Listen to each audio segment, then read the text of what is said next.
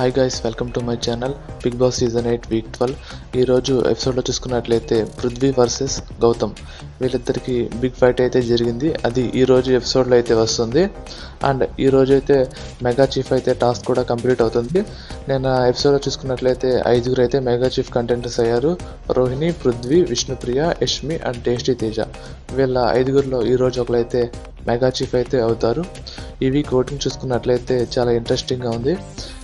Poles అయితే voting అయితే మారుతూ ఉంది. మెజారిటీ ఆఫ్ ద ఓటింగ్ అయితే నిఖిల్ అండ్ నబీల్ వీళ్ళిద్దరికే వచ్చింది.